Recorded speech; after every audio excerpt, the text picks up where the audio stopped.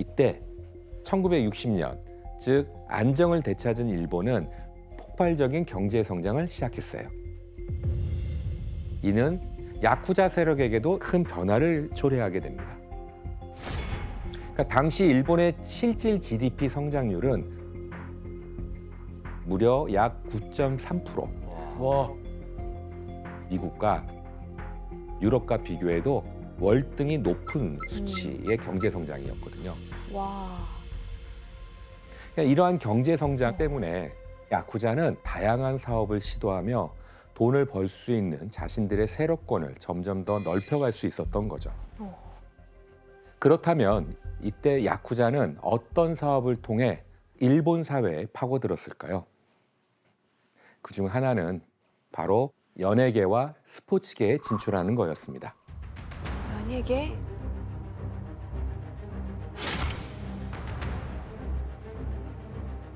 먼저 연예계를 살펴보면 과거에는 매체가 따로 없었기 때문에 어떤 한 장소에서 공연을 개최해야만 관객이 구경할 수 있었잖아요. 맞아요.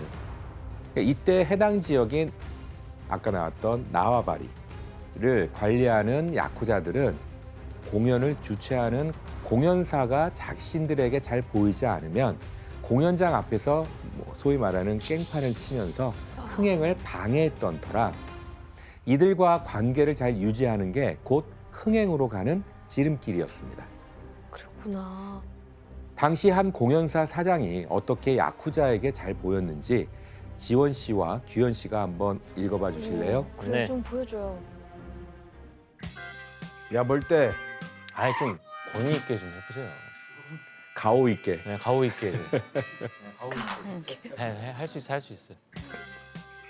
야, 뭘 때? 누구한테 허락받고 여기다 공연 포스터를 붙여? 이곳의 두목이시군요. 그렇지 않아도 두목의 힘을 빌려 이번에 꼭 공연을 흥행시키고 싶습니다. 북한 사람이에요? 뭘 때. 아니, 난 일본 사람인 줄 알았는데. 두목이 힘써주시면 수익의 반을 드리겠습니다. 잘 찾아왔어. 그렇게 하자. 어떤 방식으로 야쿠자가 관여했는지 좀 알겠어요? 결국 공연을 흥행시키기 위해서 야쿠자의 권력과 힘은 꼭 필요한 요소였던 겁니다. 서로 공생하는 거구나. 그래서 그러면 야쿠자가 본격적으로 연예계에 개입한 게 언제부터예요? 1950년대 말 야쿠자 두목이 연예 기획사를 설립한 게 그 중요한 계기였어요. 그럼 뭐 소속사 같은 걸 차린 거네요? 그렇죠. 어떤 연예 기획사였는지 한번 함께 사진을 볼까요? 뭐야? 기획사 이름은 이 야쿠자 조직의 근거지를 본따서 고베 예능사라고 붙였어요. 예능사. 이 사진은 야쿠자 두목이 당대 최고의 가수들을 앞세워서 엔카 공연을 했을 때의 사진입니다. 그렇다면 이 기획사를 만든 야쿠자 두목은 이 중 누구일까요? 근데 제일 뒤에 계신 분 저분이에요. 예, 맞습니다. 저분이에요? 예, 바로 오른쪽 맨 뒤에 있는 인물이에요. 이 인물은 세계 3대 조직이자 일본에서 가장 큰 조직을 이룬 야마구치파의 두목, 타오카 카즈오라고 하는 인물입니다. 그는 야마구치파에서 가장 잔혹한 두목으로도 알려져 있습니다. 진짜. 전설적인 사람이네요. 전설이죠. 야쿠자 세계에서 이 타오카 카즈오가 유명한 인물입니까? 이게 워낙 이 친구가 원래 야마구치파에서 핵심 전투원이었었는데 행동대원이라고 부르는 네, 거죠. 행동대원이었죠. 그 사촌 동생이 살해당한 것에 대한 복수로 그 상대방을 칼로 찔러가지고 1년 징역 살다 나와서 나오자마자 또 살인 사건을 일으켜가지고 징역 8년을 또 살다가 다시 또 나왔어요. 아주 좀 극악한 거죠. 교수님 그러면 이 야쿠자들이 공연에 개입한 걸 넘어서 기획사까지 직접 차린 이유는 뭐예요? 바로 당대 최고의 한 여성 가수가 소속된 거 자체가 기획사 설립의 명분을 만들어준 거였어요. 최고의 슈퍼스타였던 그녀가 대체 누구인지 한번 확인해 볼까요? 일본의 천재 소녀에서 국민 가수로 등극했던 와, 8천만 장. 아? 말이 안 되는데? 바로 미소라 히바리라는 가수입니다. 아야 씨는 잘 아시죠? 그럼요. 네, 네. 진짜요? 국민 가수. 네. 엄청 유명한 분인가 네, 봐요. 와.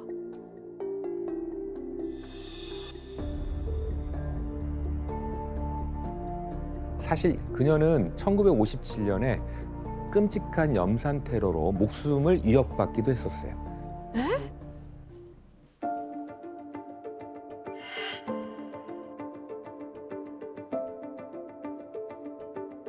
이때 그녀가 도움을 요청한 게 바로 타오카 카즈오였습니다. 와. 야쿠자 조직이었죠. 이렇게 타오카 카즈오는 미소라 히바리 덕분에 자연스럽게 연예계에 진출할 수 있었습니다. 그래서 타오카 카즈오는 그녀를 미끼로 각지에서 공연을 기획하는데요. 해당 지역을 관리하던 야쿠자 두목을 찾아가서 같이 공연을 주최하고 돈을 나눠 갖자고 제안을 했습니다. 만약 거절한다면 폭력으로 해결했던 거죠. 와. 결국 이렇게 공동 주최 공연 제안을 받아들이면 고베 예능사는 산하에 들어갈 회사를 차리게 해서 상대 야쿠자 조직을 조직 아래 하부 조직으로 만들어 버렸습니다. 다른 조직을 통째로 삼켜서 그들이 다스린 지역까지 꿀꺽하는 거였죠. 이 정도면 기획사 설립이 어떻게 보면 야쿠자 세력 확장에 뭐 도움이 되고 있는 거예요. 예, 이용당한 거죠. 네. 와. 이렇게 타오카 카즈오는 각지에서 공연을 주최하면서 세력권을 점차 넓혀갈 수가 있었습니다. 안 좋을 텐데. 근데. 그러니까 결국 고백 예능사는 1958년에 2,180만 행의 공연 수익을 얻게 되고요. 64년에는 무려 1억 3,280만 행의 아? 말이 수익을 안 되는데? 기록하는 등 엄청난 대형 기획사가 됩니다. 근데 연예계는 어떻게 보면 그 미소라 히바리가 도움을 청해서 한 건데 스포츠계는 그럼 어떻게? 그러니까 당시 국민 스포츠로 떠올랐던 게 기억하실지 모르겠지만 프로레슬링. 아, 이었어요. 그쪽이야 스포츠가. 예. 그러니까 이때 차이니즈 코리안들이 스포츠계에도 많이 진출을 했는데요. 슈퍼스타가 한 명 있게 되는데 누군지 아시겠어요? 공부한 적이 있습니다. 아, 장발산? 역발산. 아, 장발산, 역도산. 역발산은 아니고 역발상 아니에요? 역도산. 예, 맞습니다. 프로레슬링계에서 절대적 인기를 얻었던 역도산입니다. 역도산이 경기를 하는 날은 사람들이 붓새통을 이루고 천황 다음으로 역도산이란 말이 나올 정도로 일본 내 역도산의 인기는 하늘을 찔렀다고 볼 수 있어요. 진짜 슈퍼스타네. 그런데 이런 절호의 기회를 놓칠 리 없는 야쿠자 조직들은 역도산을 무기로 경기장의 이권을 차지하려고 호신탐탐 노리게 됩니다. 그중 고베 예능사를 만들었던 타오카 카즈오는 역도산이 출연하는 경기를 컨트롤할 수 있는 발판을 만들어서 프로레슬링계에도 발을 담그기 시작하게 되는데요. 어떤 건지 한번 사진으로 확인해 볼까요?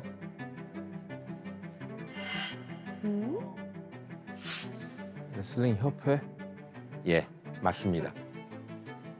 협회 회장에는 당시 정치계 거물이었던 코다마 요시오라고 하는 사람이 맡게 되고요. 그 바로 밑에 부회장은 야마구치파의 두목이었던 타오카 카즈오가 각각 맡게 됩니다. 그러니까 사실 야쿠자 조직들이 이런 협회 한 자리씩 꿰차게 되거든요. 결국엔 경기에서 벌어들이는 그 각종 수익을 독점하다시피 하는 거죠. 말도 안 된다. 야, 김수환님 야쿠자가 또 개입한 또 다른 뭐 스포츠가 있나요? 그 60년대 말에 그 야구가 그때 한참 인기가 많았었는데 프로야구 선수 6명한테 야쿠자가 이제 승부 조작을 시켜가지고 고의로 이제 경기에서 지게 만든 사건이 있었는데요. 프로야구 경기 결과에 따라서 돈을 버는 이제 도박을 그 야쿠자가 운영을 했던 거죠. 진짜 가지가지했다. 이뿐만이 아니었습니다. 전후 일본의 급격한 경제 발전은 야쿠자에게 엄청난 돈벌이를 하나 안겨주게 되는데요. 그중 다른 하나가 바로 유흥업과 매춘업 산업이었어요. 아,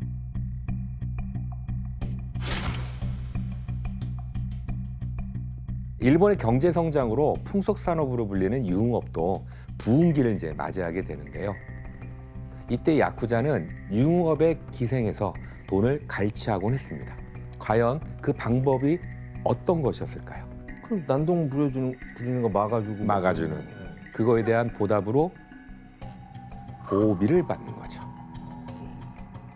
보호비는 세력권 내의 유흥업소, 음식점, 매춘업소, 빠찡꼬, 그리고 마작업소 등을 대상으로 보호를 해준다는 명목 아래 받아내는 돈입니다. 이거를 거부하면 조직원들을 동원해서 위협하고 해코지를 하면서 영업을 방해했던 거죠. 무섭다. 근데 보호비를 어느 정도로 갈취하길래 그게 돈벌이 수단이 되는 거예요? 네. 야쿠자는 합법적으로 운영하는 가게에 대해서는 한 달에 약 5만 엔 정도를 받았다라고 해요. 하지만 유흥업소 중에서도 도박장 등 불법으로 운영되는 곳들에 한해서는 보호비를 몇 배로 이제 뻥튀기 하게 되겠죠. 그런데 신고조차 제대로 할 수가 없는 거죠. 불법이니까. 불법이니까. 예, 맞습니다. 야쿠자는 이렇게 보호비를 명목으로 마음껏 돈을 갈취하는 게 가능했던 겁니다. 그런데 야쿠자에게는 1956년 새로운 상황이 전개되게 돼요. 56년? 바로 성매매 방지법, 즉 매춘 방지법이 일본에서 발표가 된 거예요. 아, 이 법이 만들어지자 매춘업소의 공식적인 매춘은 모두 금지되게 됩니다. 네. 그렇다고 해서 야쿠자들이 매춘업에서 늘 뒤에 빠져 있었던 것만은 아니에요. 대신 인신매매를 통해서 법망을 피해 몰래 여성을 데려다 놓는 곳도 있었습니다. 에? 일본의 딱 중간 정도의 하트 모양으로 보이는 섬이 있어요. 이곳이 바로 와타카노 섬이라고 하는 곳입니다. 일명 매춘의 섬이에요.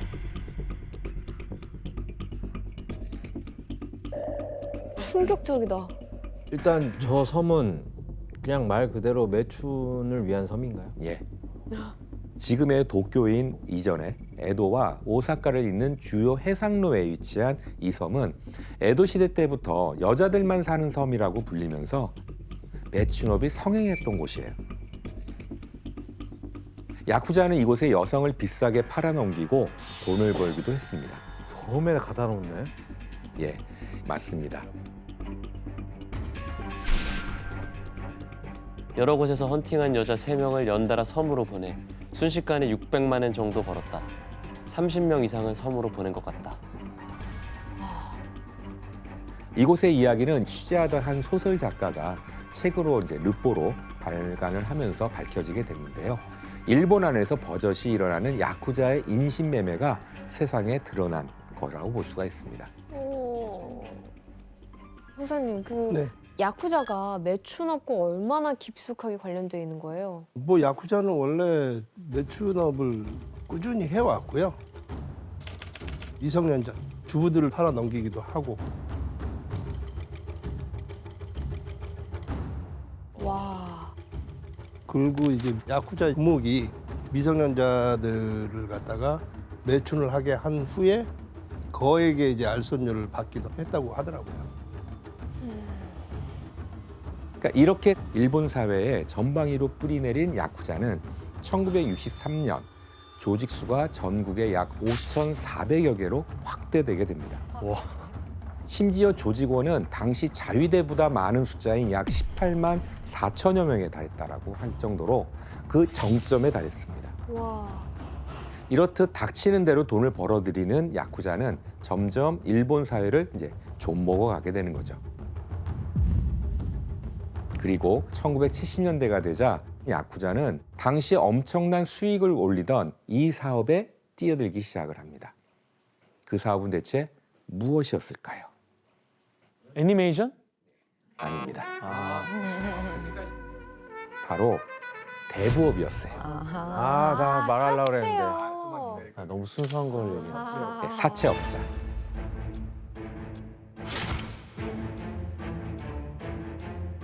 당시 일본에서 대부업은 유례없는 호황을 누리고 있었어요. 그래서 1978년 어느새 그 규모는 4,200억 엔 정도의 규모였다라고 해요. 그러니까 말 그대로 대부업은 떼돈을 버는 산업이었던 거죠.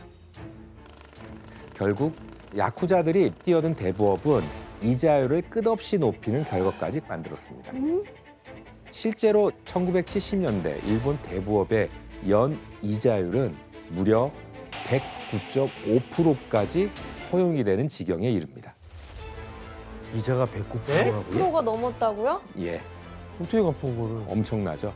이렇게 커져가던 야쿠자의 대부업체는 결국엔 당시 사회적 문제를 야기시키는 결과를 만들었습니다. 생명보험 가입 조항을 넣는 거였어요. 그러니까 만약 자살할 시 생명보험금을 대부업체가 가져간다는 내용이 들어있던 겁니다. 그리고 바로 돈을 갚지 못하면 자살을 독촉해서 빚을 갚도록 만든 거였어요. 에? 3,000명이 넘게 이 보험을 들었고 그중 일부는 자살로 생을 마감하기도 했습니다. 와. 두목 명령으로 보석상 아줌마에게 1,000만 엔을 회수하러 갔다. 그녀는 발버둥 쳤지만 전액을 회수했다. 그 방법은 자살로 몰고 간 것이다. 그녀는 생명보험으로 돈을 지불했다. 결국 스스로 목숨을 끊는 사람도 있었지만 야쿠자가 자살을 종용한 탓이었던 거죠. 사회 악이다 진짜. 하지만 이때 만약 스스로 목숨을 끊는 방식을 택하지 않은 사람들에게 야쿠자가 운영하는 대부업체는 어떻게 돈을 받아냈을까요? 어떻게 받아? 바로 이 사람을 이용한 돈벌이를 하는 거죠. 아, 인신매매? 그렇죠. 어... 한 예로 일본에서 굉장히 크게 형성되어 있는 업계가 하나 있는데요. 일본 문화 하면은 떠오르는 일본 문화요? 바로 성인 비디오 업계. 아, 일명 이제 어덜트 비디오라고 하죠. 야쿠자는 만약 돈을 갚지 못하면 이들이 빌린 돈보다 더 비싸게 AV 제작 업체에게 팔아넘겨서 빚을 갚게 만들었던 거였어요. 아, 진짜 나쁘다. 아저씨, 이 야쿠자가 또 돈을 갚지 못한 사람들을 사지에 내몰았던 일도 또 있습니까? 좀 더 최근 일인데 동일본 대지진 때 그 방사능 때문에 못 들어가는 지역이 있었잖아요. 네. 그래서 그런 지역에 야쿠자들이 돈을 갚지 못한 사람들을 시켜서 들어가게 하고 거기서 뭐 돈 될 만한 물건들을 그 가져오게 하고 또 거기에 뭐 ATM기에서 그 돈을 털어오게 하거나 그런 일들도 있었대요. 그냥 방사능 노출되라고 보내는 거네요?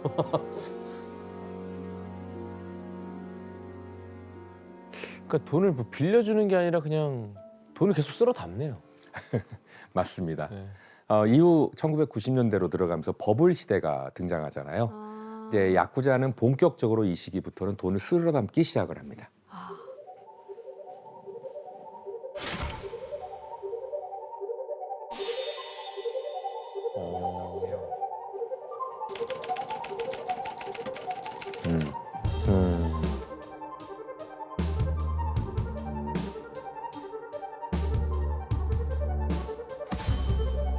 대호황이구나. 시중에 돈이 많아지니까 저금리 시대였기 때문에 더 가능한 거였네요. 그렇죠?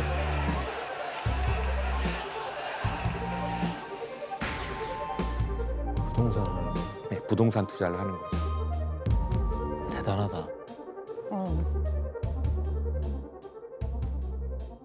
이때 바로 등장한 게 경제 야쿠자가 돼요. 그동안의 야쿠자와는 다르게 이들은 마치 기업가처럼 합법적인 경제 활동을 가장해서 조직에 엄청난 자금을 벌어다주는 역할을 하게 됩니다. 흔히 말하는 이제 양복 입고 다니는 야쿠자가 등장을 하는 거죠. 그렇다면 당시 경제 야쿠자는 어떻게 합법을 가장해서 돈을 벌어들였을까? 한 예를 들면요. 당시 이시 스스무라는 대표적인 경제 야쿠자가 있는데요.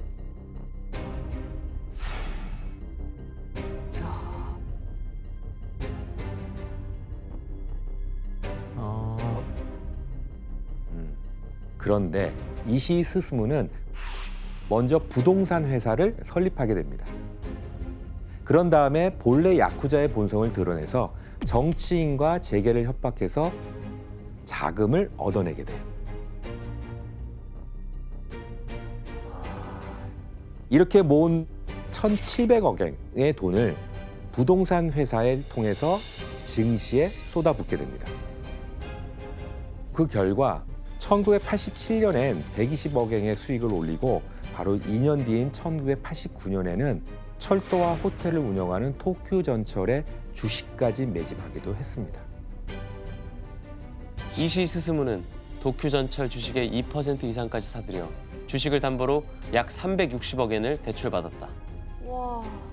그래서 이시 스스무는 이 돈을 기반으로 부동산을 싼 값에 마구마구 사들이기 시작을 해요. 만약 팔지 않는 집주인이 있다면 화음병으로 이제 공격을 하거나 협박도 하고요. 또 강탈하는 수법을 쓰기까지도 했습니다. 이렇게 싼 값에 사들인 부동산을 야쿠자는 또다시 값을 올려서 되파는 수법을 쓰게 됩니다. 이후 엄청나게 불어난 야쿠자들의 자산에 은행들은 이들에게 쉽게 대출을 다시 또 허락해주는 이제 프로세스가 생기는 거겠죠. 결국 경제 야쿠자가 마구잡이로 받은 은행 대출은 이후 버블 붕괴가 왔을 때 일본 경제를 휘청거리게 만드는데 큰 일조를 하는 거죠. 게다가 살인 사건까지 생겨나게 되는데요.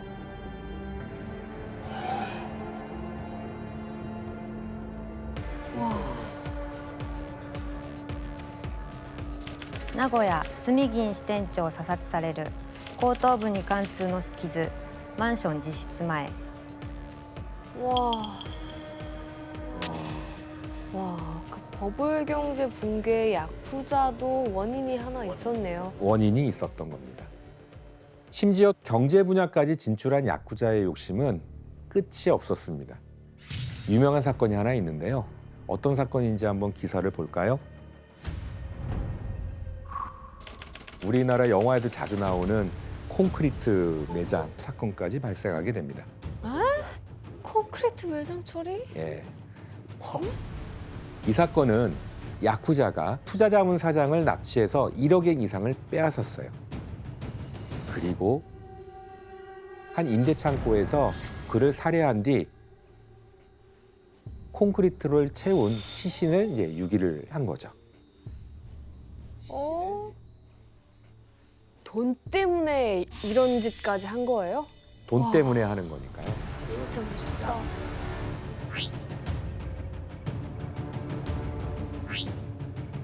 이렇듯 야쿠자는 돈을 벌기 위한 방법에 혈안이 되어 있었다라고 생각하시면 되고요. 그리고 이렇게 벌어들인 돈은 폭력에도 똑같이 투자하게 됩니다.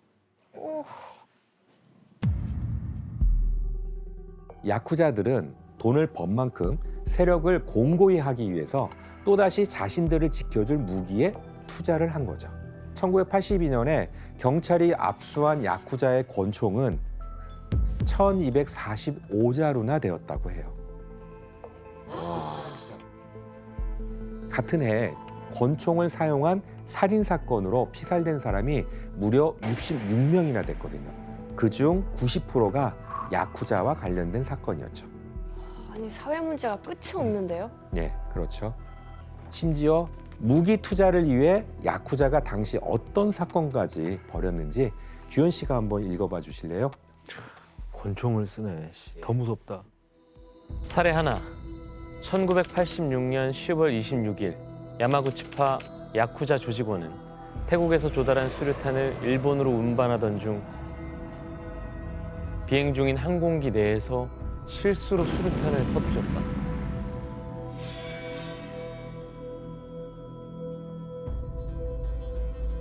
아, 오 마이. 아, 멍청한 놈이네. 좀. 사례 둘. 1989년 3월 11일 조직의 야쿠자 두목 등 16명은 권총 제조 기술을 가진 필리핀인 4명을 위조 여권을 사용해 일본에 오게 해 1년간 권총 100수십 정, 실탄 1000여 발 등을 밀조시켜 팔아치우다 체포됐다. 아 이거 밀수가 아니라 그냥 만들어 버리는. 만들어 버리는 거죠. 와. 징하네요. 저 정도인 줄 몰랐어요. 그냥 칼 같은 걸로 막 이렇게 찌르고 예. 그런 수준인 줄 알았는데. 예. 심지어 야쿠자는 권총 외에 보다 살상력이 큰 자동 소총 등의 총기나 수류탄 등의 폭발물을 보유하는 데 혈안이 되어 있었습니다. 자본력이 야쿠자의 무장을 진전시켰고 이는 일본 사회에 점점 위협이 되고 있었던 거죠. 와.